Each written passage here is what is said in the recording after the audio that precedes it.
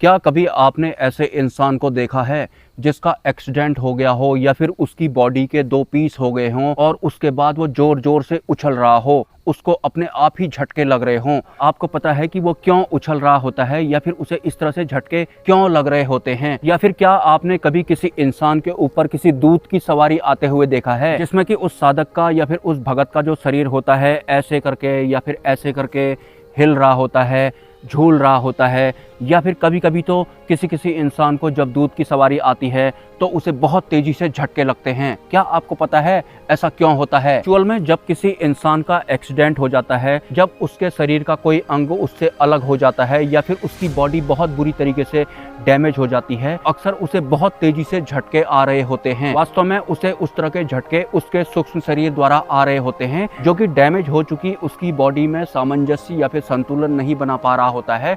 तो बहुत स्पीड से वो कभी पैर में जाता है, कभी कमर में जाता है, कभी वो सर में जाता है, कभी वो हाथ में जाता है, तो उसी स्पीड से उसे झटके भी लग रहे होते हैं। वो सूक्ष्म शरीर इधर उधर जा रहा होता है। लेकिन जिस इंसान का एक्सीडेंट हुआ होता है उसे पता नहीं होता है कि मैं बहुत तेजी से उछल रहा हूँ, मुझे बहुत तेजी से झटके लग रहे हैं। उसे इस बात का बिल्कुल भी भास नहीं होता है, क्योंकि वो एक तरह से बेहोशी अवस्था में पहुंच जाता है, मूर्छित अवस्था में पहुंच चुका होता है। ये काम उसका सूक्ष्म शरीर कर रहा होता है। और वैसे भी जब किसी इंसान को बहुत तेज चोट लग जाती है या फिर फिजिकली तौर पर उसका शरीर का कोई अंग अलग हो जाता है, तो उसका जो शरीर होता है या बॉडी होता है वो सुन्न पड़ जाता है, उसे फिर दर्द का एहसास नहीं होता है। लेकिन उसका जो सूक्ष्म शरीर होता है भौतिक शरीर में ठीक तरह से फिट ना होने की वजह से वो कभी इधर जाता है, कभी वो उधर जाता है, जिस वजह से उस इंसान को बहुत तेजी से झटके लग रहे होते हैं।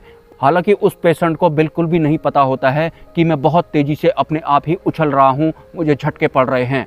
तो ठीक उसी तरह से जब किसी साधक या फिर भगत के ऊपर दूत की सवारी आती है तो आपने देखा होगा कि वो ऐसे ऐसे करके हिल रहे होते हैं। लेकिन जो दूत होते हैं, जिस साधक या भगत के शरीर में वो आए होते हैं, उनका कंट्रोल सिर्फ यहाँ से ऊपर को ही होता है। इसलिए 90% उनका कंट्रोल साधक या भगत के शरीर में यहाँ से ऊपर को ही होता है। जैसे ही दूत का सूक्ष्म शरीर इधर को जाता है तो साधक इधर को हो जाता है, इस तरफ को जाता है तो इधर को हो जाता है, या फिर अगर वो उसके शरीर में कंधों में इधर उधर घूम रहा होता है तो उसी हिसाब से जो साधक होता है उसका शरीर भी ऐसे करके हिल रहा होता है, या फिर उसे एक तरह से झटके पड़ रहे होते हैं। झटके भी पड़ते हैं जब अगर किसी दूत का झटके भी पड़ते हैं जब अगर किसी दूत का जो झटके भी पड़ते हैं जब अगर किसी दूत का सूक्ष्म शरीर बहुत तेजी से इधर उधर उसकी शरीर में गति कर रहा होता है। तो और पूर्ण सवारी या फिर 90% भी सवारी आने पर साधक को या फिर उस इंसान को बिल्कुल भी पता नहीं लगता है कि उसके साथ क्या हो रहा है। जहाँ जहाँ को सूक्ष्म शरीर जा रहा होता है वैसे वैसे उसका शरीर हिल रहा होता है। कुछ इस तरह से आप इसे समझ सकते हैं। मतलब इस तरह से शरीर का मूवमेंट करना या फिर झटके पड़ना सिद्धि मार्ग वाली बात आप कह सकते हैं। लेकिन झटके जो पड़ते हैं या फिर शरीर में जो मूवमेंट होता है उसमें सिर्फ और सिर्फ सूक्ष्म शरीर का ही योगदान होता है। और जो हमारा सूक्ष्म शरीर होता है वो बहुत ज़्यादा पावरफुल होता है। जैसे कि कोई आप में से 50 किलो का होगा, कोई 100 किलो का होगा। लेकिन क्या कभी आपको ऐसा महसूस हुआ कि मैं अपने आप को उठा रहा हूँ, मुझे अपने आप को इधर उधर ले जाने में परेशानी हो रही है? भले ही आप 150 किलो के क्यों ना हो, लेकिन आपके सूक्ष्म शरीर को आपका भार कभी भी महसूस नहीं होता है। लेकिन वहीं अगर आप इस पत्थर को उठाएंगे तो आपको ऐसा लगेगा कि ये तो बहुत ज़्यादा भारी है। तो असली पावर जो होती है सूक्ष्म शरीर में होती है। इसलिए भी मैं अपने बहुत सारे वीडियोज़ में बोलता हूँ कि हमारी इस फिजिकल बॉडी को हमारी एस्ट्रल बॉडी ऑपरेट करती है। फिजिकल बॉडी तो डेड होती है। वास्तव में इसके जीवित होने का एक ही कारण होता है कि हमारे इस फिजिकल बॉडी के अंदर एस्ट्रल बॉडी है। अदरवाइज ये शरीर तो जन्मजात ही डेड होता है। और जितने समय तक भी हमारे इस फिजिकल बॉडी में एस्ट्रल बॉडी रहती है उतने समय तक ही इसका विस्तार भी हो पाता है। मतलब जैसे हम पहले 0 ईयर के थे, उसके बाद हम एक दिन 100 वर्ष के हो जाएंगे। तो जब तक हमारे बॉडी में सूक्ष्म शरीर रहेगा तब तक ही हमारे भौतिक शरीर का भी विकास होता है। और हाँ, अपने आप ही लगने वाले झटकों को अगर मैं थोड़ा और सरल भाषा में बताना चाहूँ तो जब हम सेक्स करते हैं तो वहाँ भी हमें अपने आप ही झटके लग रहे होते हैं। ऐसा नहीं होता है कि हम झटके लगा रहे होते हैं, झटके अपने आप ही लग रहे होते हैं और उसमें भी हमारे सूक्ष्म शरीर का ही योगदान होता है। मतलब सेक्स के दौरान अपने आप ही पड़ने वाले झटके या फिर किसी इंसान का एक्सीडेंट हो जाने के बाद उसका सूक्ष्म शरीर जो होता है बॉडी में ठीक तरह से एडजस्ट नहीं हो पाता, वो वाले झटके हमारी एस्ट्रल बॉडी के बहुत स्पीड से इधर उधर गति करना, फिर सेक्स करने के दौरान सिमट जाना, इस वजह से हमारी बॉडी में सेक्स करने के दौरान अपने आप ही झटके लगते हैं, अपने आप ही झटके पड़ रहे होते हैं।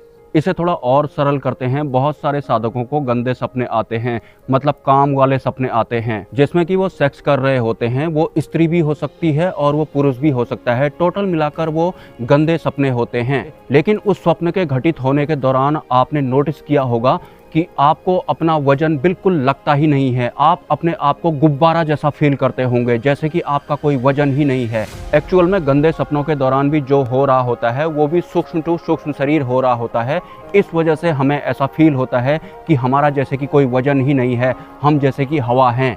तो जहाँ सूक्ष्म शरीर शामिल रहता है वहाँ बहुत ज़्यादा हल्कापन शामिल रहता है। वजन रहित वो अनुभव या फिर वो स्वप्न हो सकता है। और हाँ, थोड़े दिन पहले मैंने एक वीडियो बनाया था कि सारे रास्ते बंद हो गए हैं, कुछ भी समझ में नहीं आ रहा है, मौत आगे खड़ी है, भगवान भी मदद नहीं कर रहे हैं, मतलब पृथ्वी लोक के भगवान मदद नहीं कर रहे हैं, क्योंकि बात किसी दूसरे लोक से संबंध रखती है। मैंने उस वीडियो में बोला था ऐसा अगर किसी के साथ हो रहा है तो उसे सांसारिक लोगों की मदद बिल्कुल भी नहीं करनी है। हाँ, आध्यात्मिक स्तर पर आप किसी की मदद जरूर कर सकते हैं, लेकिन इन सबके होने में किसी दूसरे लोक की शक्ति द्वारा उड़ाया जाना भी बहुत ज़्यादा जरूरी है, खींच कर ले जाया जाना भी बहुत जरूरी है। उन लोगों को ऐसा बिल्कुल भी नहीं करना है जिनके साथ उड़ाने वाला अनुभव ना घटित हुआ हो। अगर आपके साथ हर वो चीज़ हो रही है जो मैंने उस वीडियो में बोली थी, इंक्लूडिंग कोई आपको उड़ाकर ले जाने की भी कोशिश करता है और कहीं पर जाकर छोड़ देता है या फिर वापस आपको आपके ही स्थान पर रख देता है, तब जाके आपको वो सब फॉलो करना है। क्लियर? बहुत दूर आकर मुझे इस तरह का जनशून्य स्थान मिलता है, इसमें बहुत तरह का रिस्क मुझे फेस करना पड़ता है। अगर आप इस चैनल को सपोर्ट करना चाहें तो कम्युनिटी पोस्ट में आपको एक QR कोड देखने को मिलेगा या फिर मेरा मोबाइल नंबर आपको किसी वीडियो में देखने को मिलेगा। स्वेच्छा से आप सपोर्ट कर सकते हैं, कोई ज़बरदस्ती नहीं है। मिलते हैं नेक्स्ट वीडियो में। ब्रह्मा, विष्णु, महेश, जय माँ पराशक्ति।